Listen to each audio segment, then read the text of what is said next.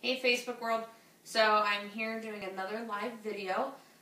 Today I'm going to be making a chicken chili in the microwave. So for those of you that have eaten my chicken chili before, I usually let it sit in a slow cooker for about 8 or 9 hours, really develop its taste. And I have found in our rock crock, I can cut that time down by 20 minutes. I can cut it down to 20 minutes. And I still get the same very well developed, nice chicken chili taste, and I don't have to wait 8 hours. So if I come home after a busy day, I can just kind of throw some tomatoes and seasoning in a pot, so you can kind of see I've got the tomatoes and seasoning already in the pot. I put that in the microwave for about 2 minutes before we came in, so that's why it's not really moving very much. And I'll show you some tips and tricks. And then I just have to take some chicken breasts and cut them up and throw them in the pot, and then throw them in the microwave for about 8 minutes, and voila, I have chicken chili for dinner, and it'll be pretty easy. So today we're going to be using our rock crock. If you host a show with me in the month of February, you can get 60% off these buddies. They are amazing. They go on the stove top, they go in the oven, they go under the broiler, which a lot of our stuff can do heat, but it just can't go that high. So this can manage under the broiler. It goes in the microwave, it goes on the grill, and even better, it goes in that very messy dishwasher that you barely see, because I was getting ready to clean it out and then decided I was actually hungry. So, so for tonight, it's going to be chicken chili. Hey Monica, hey Adrian, welcome. Hopefully you guys stay and watch me cook, because that's really fun. Anyhow, so I've got the casserole here. It's the casserole size dish. So for those of you that know my proportions, it's actually pretty small. It's really good for a family of 1 or 2. If you've got a family of more than that, excuse me, I'm going to get really close because my everyday is right here. We also sell the everyday. They come with a nice little glass lid. No offense, Jen, but make sure you don't store the lid like this, because it'll kind of roll off your counter and crash. My director did that while she was doing the live video. But you can see that every day it's a little shallower than the casserole dish. So putting them next to each other, it's a little shallower than the casserole dish, but it is much wider around. So those are 2 of the types we have. We also carry a Dutch oven and a Dutch oven XL. And hey Mary, hey Eric, how are you guys doing tonight? We carry the Dutch oven XL, which is an 8-quart. So the casserole is a 2-quart, the Dutch oven is a 4-quart, and the Dutch oven XL is an 8-quart dish. And then the coolest one that we have, which I have somewhere over in my heap of stuff, for those of you that watched the video last time, I'm just going to do a quick comparison. I got my cabinets done. Let's see if I can do this right away. Yeah, there you go. I got my cabinets painted. So they're brown and gray and really pretty, and I'm excited, but I'm still trying to put my kitchen together because painting them I had to move everything out of the way. So my kitchen still isn't very clean. As you guys will learn through these videos, I don't keep the best kitchen, and I would embarrass my mother if she actually watched these. But anyhow, so back to what we were talking about. So the other really neat one that we have is called the grill stone, and it's a rock crock grill stone. Again, intended for the grill, but it's about the size of, if you have one of the Weber charcoal grills, like the smaller Weber charcoal, it fits perfectly there. It still fits in an oven, it still doesn't really fit in the microwave. It's a little too big unless you have one of those really nice like ovens that turn into microwaves, like my friend Darcy has, which I was floored that they even made that. It goes in the freezer, so one of the ways that I've used it, hey Danielle, one of the ways that I've used the grill stone is you freeze it, and then you can have your own cold stone style food. And up here I have my ice cream maker, not Pampered Chef, but my ice cream maker. So I make my own homemade ice cream, and then me and my friends do a ice cream party. So we can do that. If you ever want to host a cooking show, I can show you how that works too. So we'll get to work. This is our close and cut. It's one of my favorite tools that we sell. Today I'm going to cover a good amount of my favorite ones other than our pizza stone. So the close and cut is really versatile. A lot of times it's used for like grape tomatoes. So if you like to cut up your grape tomatoes and throw them in a salad, instead of cutting each grape tomato separately, you can put a cup of them in here. You close it. It's got kind of a spring, both top and bottom are spring. So you close it, using a 7-inch Slowcooker knife, and then kind of slice around. So what I'm going to do, and one of the reasons why I absolutely love this, is because for those of you that watched the video last time, I'm on a special diet right now, so I'm not allowed to eat a lot of food, and so I have to be very careful about the food that I have. Hey Hope, how you doing? So what I do with chicken breast is a chicken breast can be anywhere from about 3/4 of a pound to sometimes a pound if you get some like the Kirtland brand ones. And so what I like to do is I like to slice them in half. One of the benefits of slicing them in half, especially when microwaving the rock crock, it goes a lot faster. So instead of doing 10 or 15 minutes, you now can cut it down to 8 to 10 minutes. So what I do is I take a chicken breast, and you can use our kitchen shears and tear it all off. I just kind of grab the fat around it and I trim the fat. Again, kitchen shears, so you can kind of do this number with kitchen shears and just kind of trim around, get a lot of that fat off because you don't need that fat in a soup. And then kind of look over at this side. We got this big hard tendon in here, so we're going to cut that guy out because I hate those. Alright, so once you're done doing all your cutting, what you want to do is you're going to lay it down in the springform pan, and you just want to make sure it all kind of fits in there nice and snug. And again, you can kind of see it's moving up and down. So I'm going to close it, and when I close it, that spring actually happens. So if I let my hand off, you can see it kind of pop open. And so what I'm going to do is I'm going to take my 7-inch forged cutlery Slowcooker knife, and I'm just going to start it here, and then I'm going to close it on the knife, and then just move back and forth. And what it ends up doing is it ends up butterflying. If I don't go all the way to the stop, I can butterfly it, but I'm going to go all the way to the stop. And I have 2 equally portioned and equally sized halves of this chicken breast. So it's really nice to get even cuts on the chicken breast. And then you just move it over to your cutting mat and slice it up.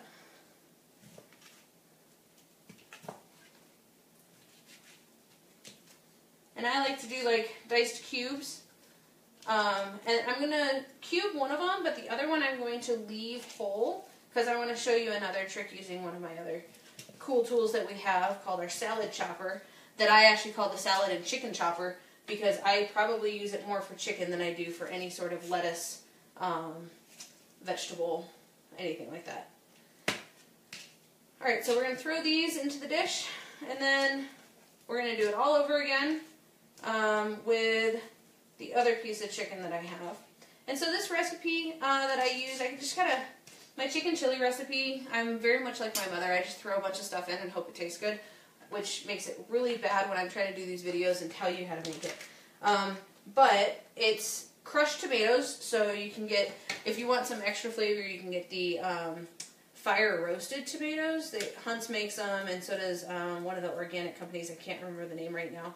But, so you have those, and then you can also have Rotel. So I use the regular Rotel. I've also used the cilantro lime one, and that's very good, but I'm about to show you how to put some lime in there pretty fast using our juicer. So I didn't get that, I just got the normal one. So put that in there, and then I just kind of start dumping spices. I also had an extra jar of green chili, so I put the extra jar of green chili in there.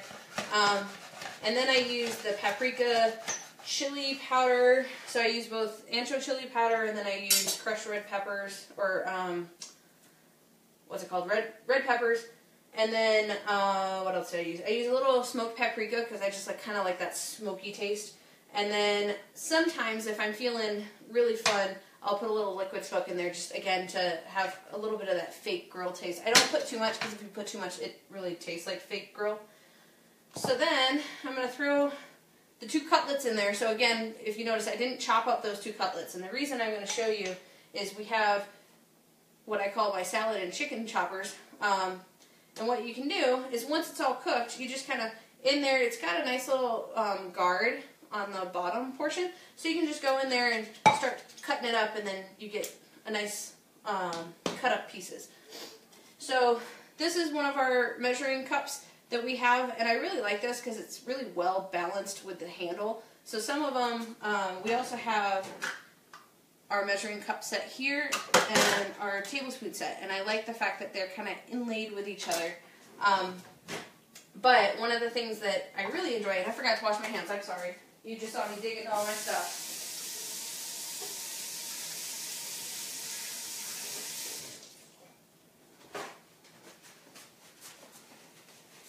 So one of the things that I like about the Easy Read measuring cup is exactly that. It's easy read. So I'm going to pour a cup of, actually I'll probably only do 3/4 cup of chicken stock.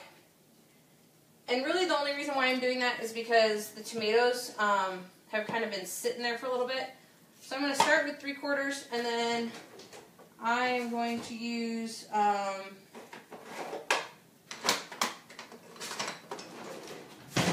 my spatula and just kind of whoop, as I splash all over myself, just kind of move that around. And basically I'm just trying to get the chicken cutlet and the diced chicken in with the tomatoes. So I didn't actually have to use the full 3/4, it was about 1/2 cup of chicken stock. And you're just doing that so it can get nice and covered.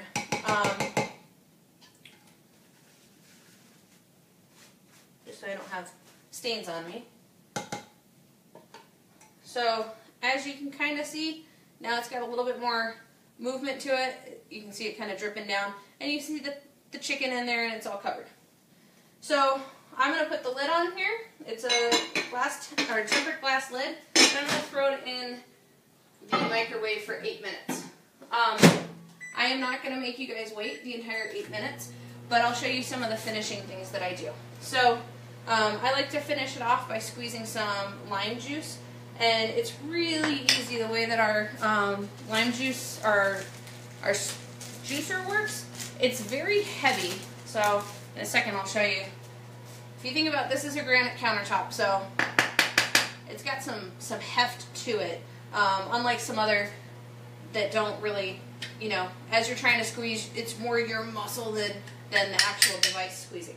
So what I'm going to do is I am going to, using our 3-inch paring knife forged cutlery, I'm going to cut the lime. And then here's the trick with the lime juicer. A lot of juicers you want to put it like this, upside down, or right side up. In this one you want to go upside down. And then I'm just going to juice into this bowl, because it's an empty, it's our 2-quart collapsible bowl. It's also usually my trash bowl, but I didn't make too much trash today. And then you just push down. And you can kind of hopefully see some of that juice coming out. But I want to show you, in 1/2 of a juicer, or one squeeze if you may, 1/2 of a lime,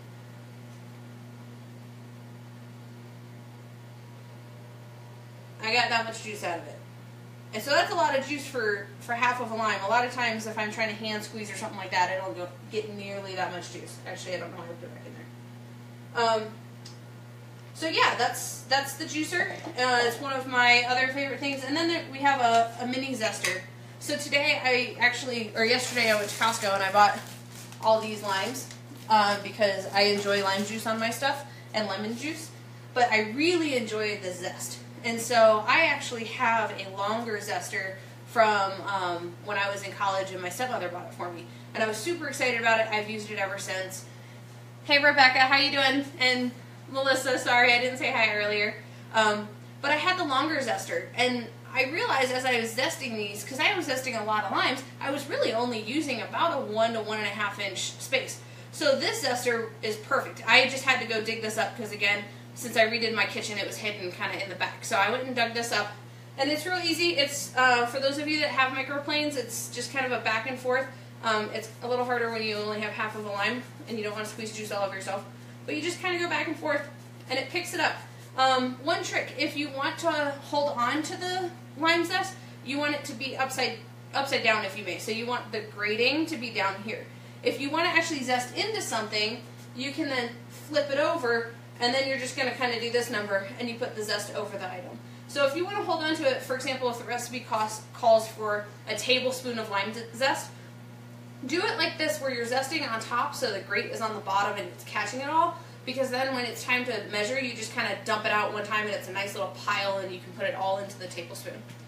So that's my video. Again, we talked about the close and cut, which I use to butterfly my chicken more often than I use to cut cherry tomatoes, though I do that every once in a while. Our 7-inch Slowcooker forged cutlery. If you don't have one of our forged cutlery knives, I highly, highly recommend that you host a show, because they are kind of pricey, but they are amazing. I have 3 pieces now, and I am working, that's one of the reasons why I became a consultant, is so I can actually build up my entire set for the forged cutlery. It's awesome. It's really heavy handled, so all you have to do is just kind of, this time I was working to the side, so it was a little bit harder, but if I'm chopping, it's really just let the handle do the work, and I'm just kind of guiding where it's going to go. I showed you the juicer and the microplane, the easy measure cup. The one thing that I didn't show you that's always on my counter, and you can kind of see there's garlic still in there, is my garlic slicer. So I decided not to put the garlic in there because there's garlic with the rotel that I used. But all you have to do is put cloves of garlic, and you turn it, and then it's going to have slices of garlic that come out, and they come out like, I don't think this is a very good one, but let's see if I can get it close enough. They come out like thin little garlic chips. So very nice things. Topping off salads if you like raw garlic. If you don't like raw garlic, you can put it in and saute it. It's a little bit more mild than pressed garlic if you just have it sliced. You can also mince it if you want to, where you slice it like that, and then you just take one of our forged cutlery and chop, chop, chop, and you're done mincing pretty quick. So thank you for those of you that stayed around and watched the rest of the video. If you have any questions, let me know. I am still booking a couple of my February shows, and again, if you book with me, you get 60% off the rock crock, any rock crock that we have in our inventory for the month of February. So let me know if you want to book a show, and hopefully we'll talk to you soon. Take care.